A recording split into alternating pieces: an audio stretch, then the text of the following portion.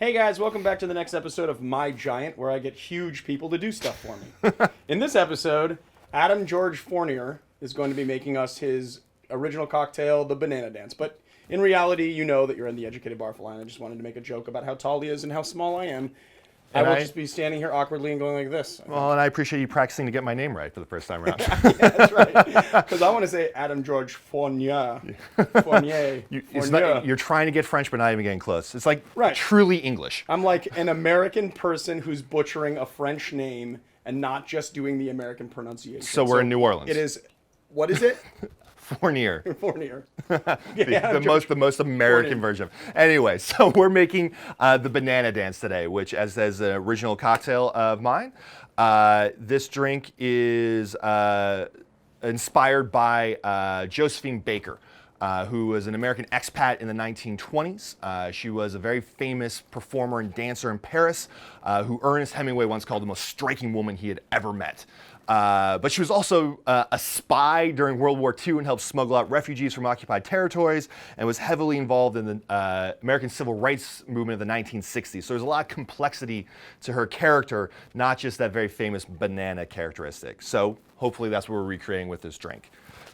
So this drink starts with... I'm going to just fade into the back a little bit, give you a little space. Yeah. Sure. It's a little tight. This drink starts with a teaspoon of Versus Blanc, which is essentially unripe wine, kind of.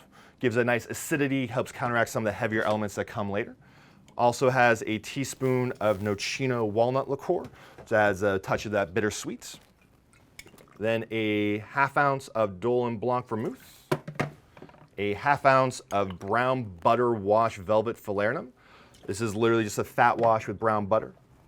Followed up by a ½ ounce of Green Spot pure pot stilled Irish whiskey. And then the base of the drink, banana infused Oloroso sherry. So infuse the banana into this sherry using a Spinzall tabletop centrifuge. This allows the banana flavor to be ripe, full, and bright without getting any of that extra added sugar or sweetness you often get from banana products. It is a delicate sherry drink, so we are going to stir. And when stirring sherry, especially, well, sherry in general, but any low ABV drink, you really want to be aware of your dilution levels. Because it is lower in alcohol, you don't need to stir it as long. And honestly, it won't stand up as well as a martini does to that extra dilution.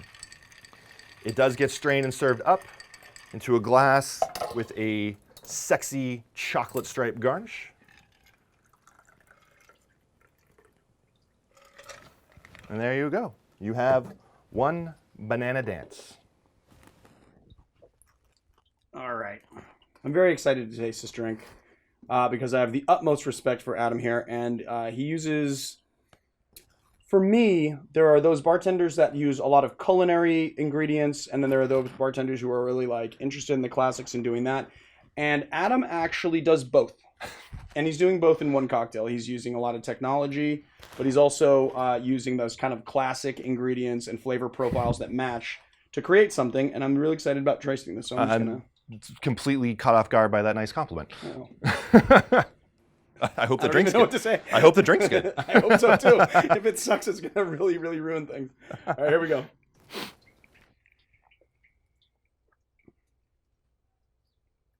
Oh wow, yeah. Yeah, you know what I really like about that is that, you know, I mean, you're doing this for a sherry competition, this particular drink, and honestly, sherry is the most forward flavor profile, but you get the banana on the end, and you get a nice little bit of those bitters right on the finish, that little bittering walnut element you put in there. But it's like bright, banana-y, you can taste the sherry. Oh man, I could crush these. Yeah. And it's pretty low ABV, right? It's very low ABV. It's 1.5 ounces of Oloroso sherry, and then a bunch of low ABV ingredients. We've got velvet Falernum, Dolin Blanc Vermouth. The highest ABV in here is Green Spot Irish whiskey, but even that's only 1/2 ounce because while it's a very rich, flavorful component, it is a very pricey component. Which I gotta say that, like, I mean, the sherry and the whiskey are like very good bedmates. Yeah, it's something about Irish whiskey that already has that intrinsic like banana and dry characteristic that really just, again, ties everything together there. Everything is trying to build on top of each other versus standing out on its own. Well, there you have it, guys. The banana dance.